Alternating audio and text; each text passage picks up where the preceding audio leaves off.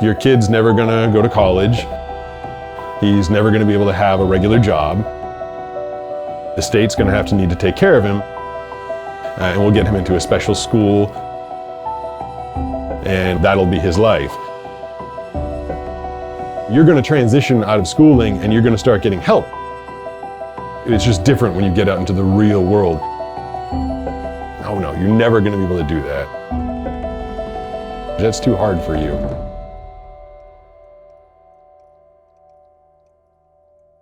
Pete Gustin. Pete Gustin. Pete Gustin. Pete Gustin began surfing 3 years ago. Outstanding movie trailer, Pete Gustin. Yeah! Leading Pete Gustin to this Miami Dolphins studio as the team's official announcer. I just came into work one day and he was like, hey, like this dude wanted to have you give him lessons. I was like, oh yeah, cool, yeah, like pass on his number. And he's like, yeah, I think he was like saying he's blind. And I was like, sick. Much easier to do when you're watching a really cool, determined guy that's blind go for it and actually make progress. So it kind of keeps you coming back as like a little tease of like, well, what can he really do? Because I don't think there's limits. I'm Pete Gustin, and I'm the blind surfer.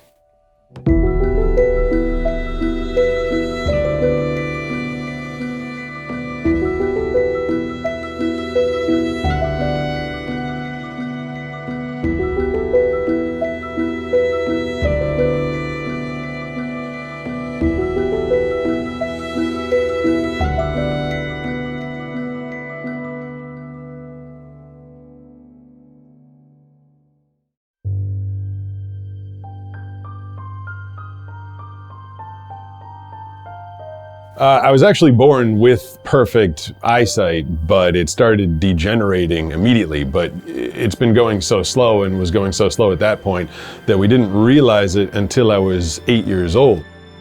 Before then, I was doing normal kid things, playing with my friends, kickball, soccer. By the time I was 8, the disease, what we would eventually know was macular degeneration, had degenerated enough of my eyesight that it required some attention.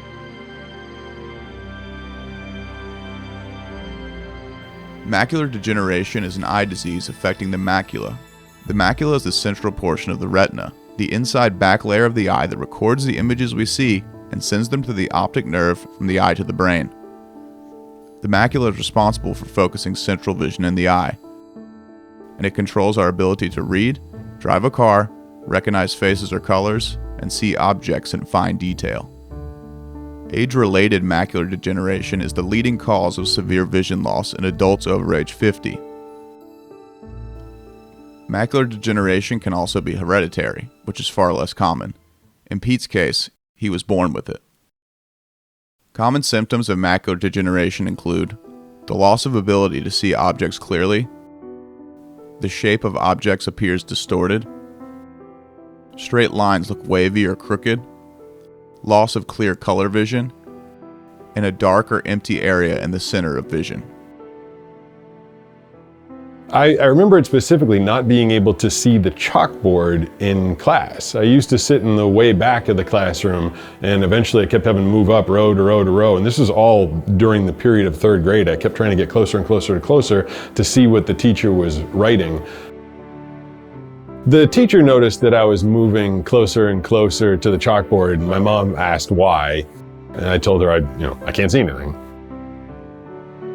We had to go to a bunch of different eye doctors and eye appointments and specialists, and eventually they determined that I did have at the time, very rare genetic disorder.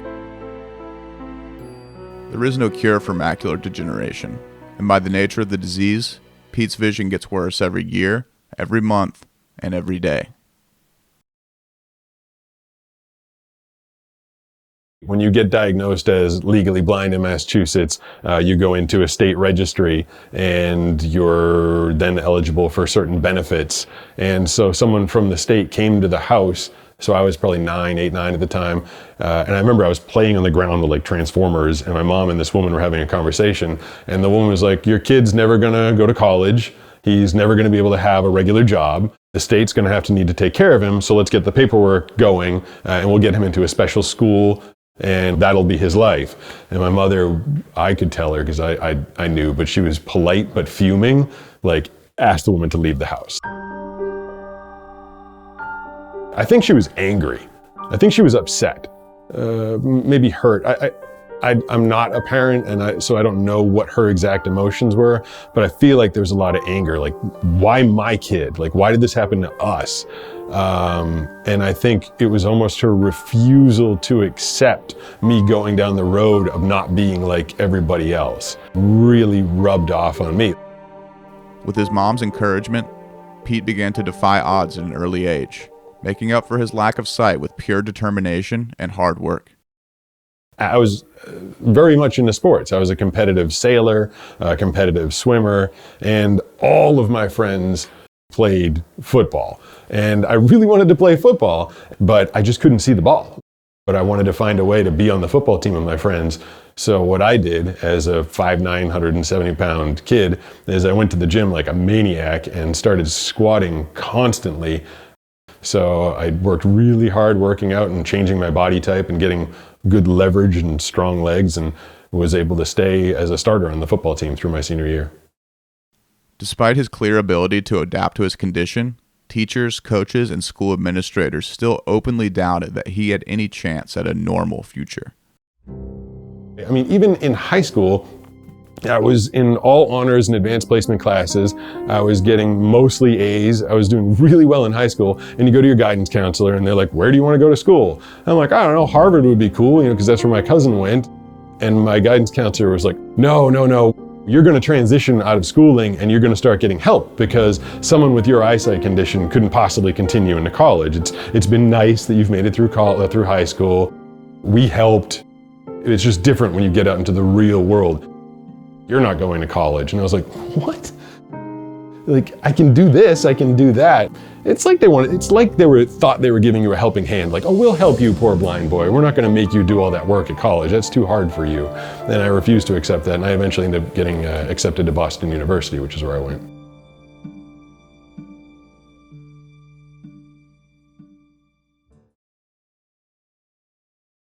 Radio I'd gotten into as a very little kid. There was a fundraiser in the Boston area called the Swim for Sight.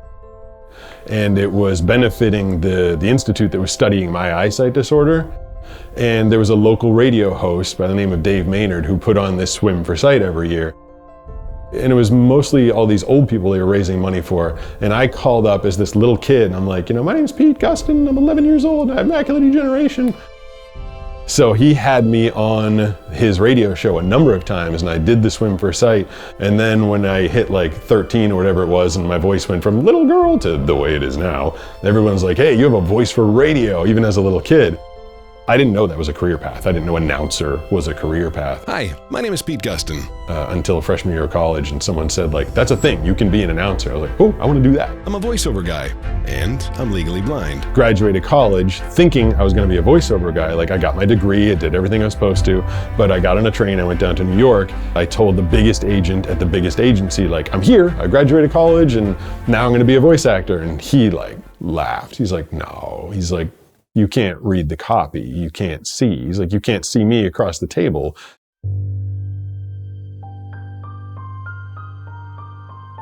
So I had to really absorb that hit. It took me a few years. I did get into radio and started working as a production person. You see, I'm not like everyone else. But I was always developing my voice, trying to see if maybe some way, if my voice was so amazing that maybe someone would want to work with me. I don't do things like everyone else.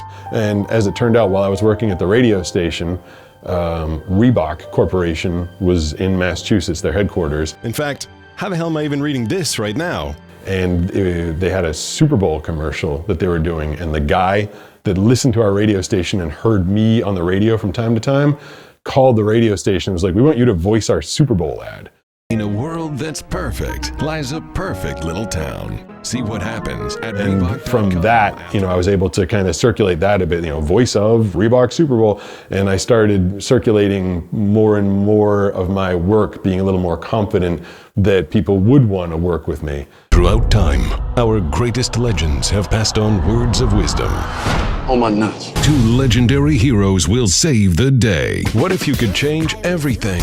Injustice 2. Sure, it looks bizarre, but it's totally worth going to see. Snakes on a plane. I could perform 2-3 scripts a day, memorizing them and performing them and doing that. But it wasn't until I was able to start working out of my own house, when the internet got faster and you could send out MP3s and they didn't want you in the booth, they just wanted you in your house to send it back. That's when I developed a system that I call the audio prompter. So instead of trying to read anything with a magnifier, I put the text into a computer system that reads it to me out loud. Supermarket suite.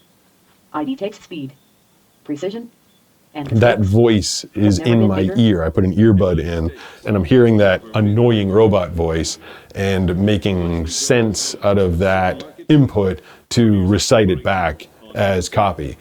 As soon as copy comes in, as soon as I get it, I just hit go on that thing and I recite it back immediately. One man has to choose between a life of peace. I do and an about everlasting legacy. 50 or more sessions a day. Cancer affects millions of people every year. The NFL this weekend, it's the Patriots versus the Giants. I will end you.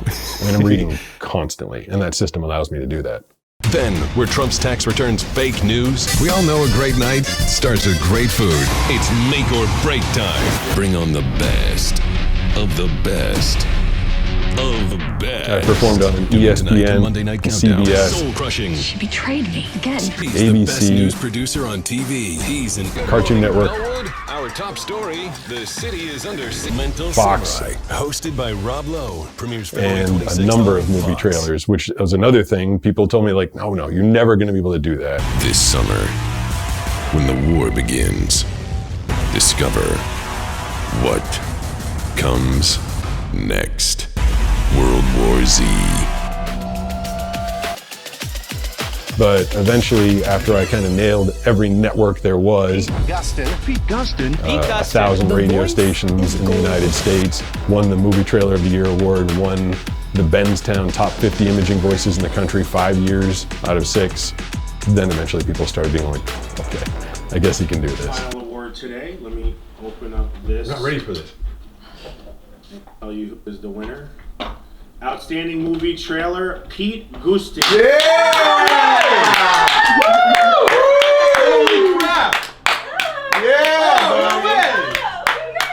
I did not expect that at all. It's the PSA one.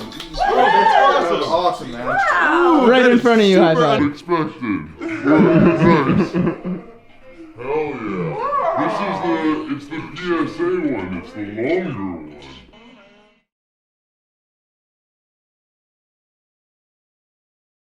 Unfortunately, as I transitioned out of my school years and I was, trying to compete in the sports that I could compete in, and my eyesight was getting worse and worse and worse, a lot of my friends were playing pickup basketball or, over 30 leagues, softball and stuff like that. And at that point, I couldn't do any of those sports anymore. Anything that involved a ball, I definitely couldn't do.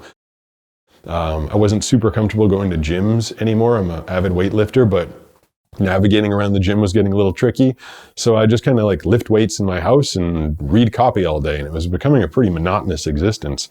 And that's why I decided to come out here and try and become active again and wanted to teach myself how to surf. We moved here in July 2016. And about 2 months later, after we gotten the house all set up and everything was set, my girlfriend and I, we put a giant 13-foot television screen and we put a YouTube video on how to surf up there. And I got up real close and listened to the guy, put your feet towards the back of the board, paddle for a wave, pop up. I'm like, okay, that sounds easy. We went down to the local surf shop and picked up an 8-foot foam board and literally just hopped in the ocean.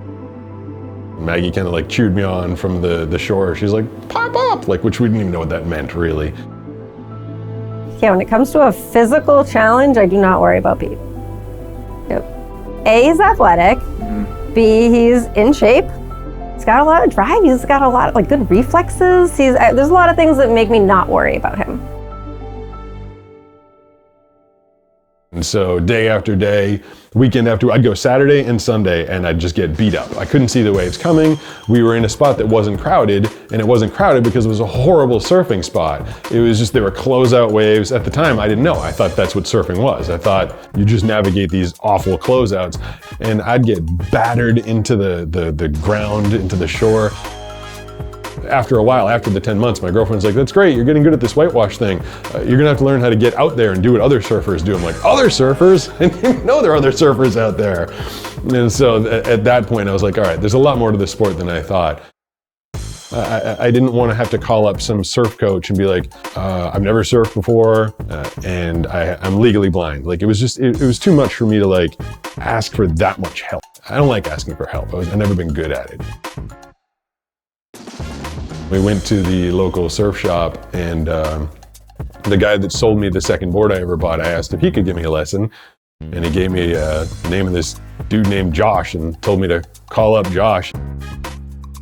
My name is Josh Servi. I am from Vista, but I call myself from Oceanside. And then how long have I been surfing? I don't know, since I was 12, so 13 years. Yeah, I worked at Surfride for 8, 6, 3, 5, 10 years. Probably 8. Yeah, I got a lot of lessons through that, and I also worked at Surfride's surf camps. That's how the lessons started out, and teaching kids, and now all those kids surf way better than me, so that's pretty cool too.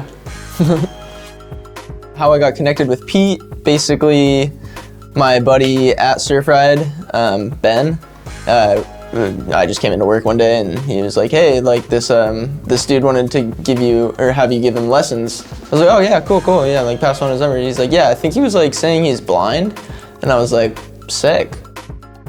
I was very much expecting that sounds hard, or let me contact an insurance company. I don't want to be liable for some blind guy. But he gave without a moment's hesitation, yeah, sure, where do you want to meet? How long have I been coaching Pete? In my mind, for some reason, I want to say 4 years, but I think it's 3 and a little bit, 3 and change. It's super cool because I do a lot of lessons, one-off lessons for those just looking to get into it. And I do think a lot of the times surfing is just hey, let me show you the basics, and then it's all trial and error from there. Obviously with Pete, it's a little bit more because you have to put him in the position to be able to get that trial and error going. I like to say that I go in a coaching mode, so my normal self isn't the same coaching mode self, but with Pete specifically, the areas that I've had to change with that, I mean, I guess a little bit more vocal. Keep him up, keep him up, keep him up, and then go hard right now. I'm not a huge vocal person, but with him I definitely obviously have to be a little bit more vocal. And the whole way that I do it is I just, I'm surfing, but I'm 20 feet over there. What would I be doing? So, start paddling, the wave's coming, and then, it looks like it's backing off. Maybe hold off. Oh, no, keep paddling now. And I get a lot of direction as I'm getting into the wave. It's coming, it's a left. As soon as you get up, turn left, get into it and do the turn. He's saying all this as I'm paddling for the wave. And then beyond that, he gives me the instantaneous feedback. Your foot was too far back, you were too squatted, you were in poop stance. Make sure to do some wiggles on the wave next time. I don't know what's happening to me on a wave. I think a lot of people learn by their own experience, oh man, I was definitely in the wrong spot. I saw that I was in the wrong spot. I saw that I got up too late. I don't get that feedback when I'm out there alone, but I get it from Josh, and then I get to apply that to the next wave that I get to take. He's a great surfer, but patience is the thing with everything. And sticking with somebody through to seeing their surfing progress is a huge aspect of patience, because a lot of people will pick it up and then trial and error on their own for so long, and much easier to do when you're watching a really cool, determined guy that's blind go for it and actually make progress.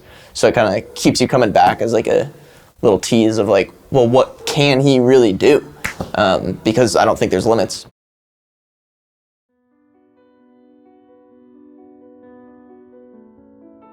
I mean, the number one for me is the freedom to be able to go out there On land and in everything else I do, I'm always kind of nervous about walking on the sidewalk. I'm nervous about walking into trees, garbage cans, people.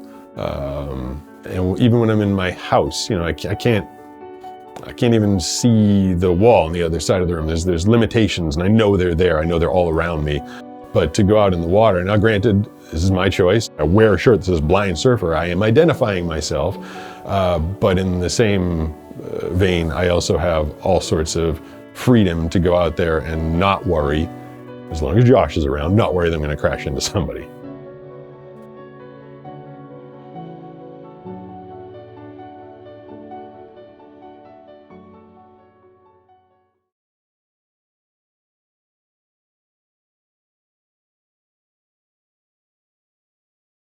I had a story done on me out here in San Diego about being a blind surfer. And it was first done by a couple local high school kids that saw me out there with my shirt on. And then eventually Fox 5 picked it up. Pete Gustin began surfing 3 years ago in an effort to soak in the Southern California lifestyle. But the Massachusetts native admits learning was a lot harder than he expected. And that one only talked about the surfing. And they were like, this blind guy who can't see, he goes out there and catches waves. So I've got a bunch of outlets telling the story of this blind guy that reads copy, and this one outlet telling a story of this blind guy that, can figure out how to catch waves. And I'm like, there's a lot in between here. And the story that I wanted people to get was that these two things that you're focusing on happen through a ton of hard work, a lot of perseverance, and never letting anyone say you can't do that. And I actually talked to Josh about it one day before our surf session. I was like, I want to start a YouTube channel. He's like, yeah, just like he was when I asked if he could coach me. He's like, yeah, sure, let's do that. Pete's got a story and all the things are there, and I could see how it would come together, and I saw how it would come together, or at least in my mind. The episodes are a week-long procedure in my head. I mean, as soon as we finish shooting one, I start thinking about the next one. And for me, it's just storyboarding. What are we going to do first? Are we going to hop on a skateboard in the beginning, and how's that going to work? And how many shots are we going to need? And how many cameras are we going to need? And I have it in my head how I know I want it to look.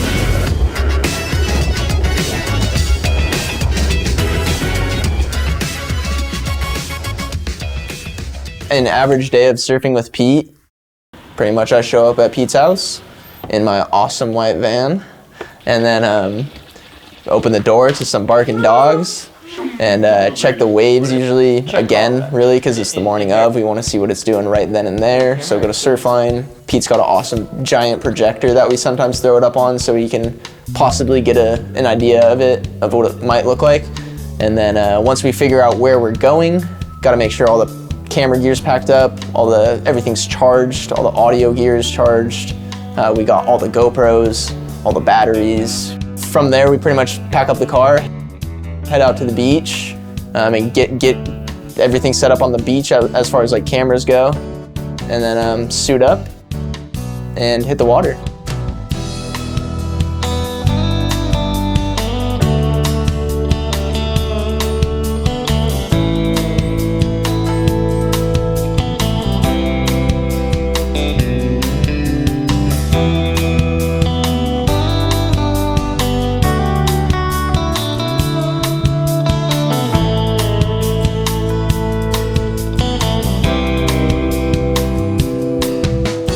From 18 until now, I've been editing audio, and to me, that's the story. I kind of rely on Josh and Banana to point the cameras in the right direction and do the right thing, because I do the first pass of assembling. I actually assemble these shows, but not by what I'm seeing. I'm just telling the story and trying to match up what I had in my head, what I wanted it to be, to what we actually ended up shooting.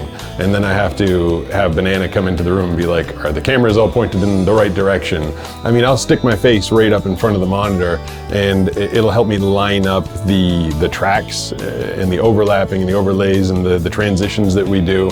But I definitely would never put anything up without putting someone's eyes on it first. Your head's chopped off quite a bit. Well, it's called blind surfer because I feel like that's a I feel like people should see that and be like, what? Blind surf? Like, it just seems like, how does that work? But we do so much more every week. We've thrown knives and axes, shot a gun, skateboarding, wakeboarding, wake surfing. Basically, everything that you would think a blind person shouldn't be able to do is what I wanted to do in this channel.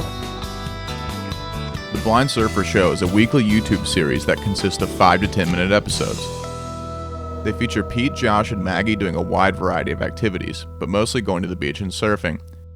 The episodes are all unique in their own way, and have Pete constantly trying new sports, new stunts, and pushing his surfing to the next level.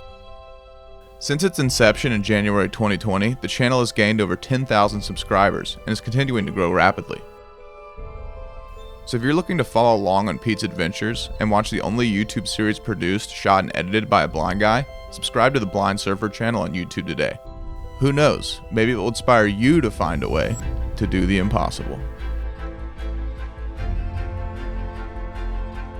It's not Pete Gustin. Not to rub it in anyone's face like, I can do stuff, but to be like, you can do stuff.